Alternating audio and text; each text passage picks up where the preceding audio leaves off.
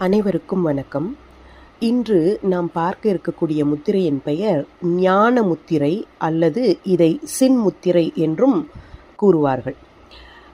இந்த முத்திரை செய்வதற்கு நம் வஜ்ராசனம், பத்மாசனம் அல்லது சுகாசனத்தில் ஏதாவது ஒரு ஆசனம் உங்களுக்கு எது வசதியாக இருக்கிறதோ அதில் அமர்ந்து கொள்ள வேண்டும்.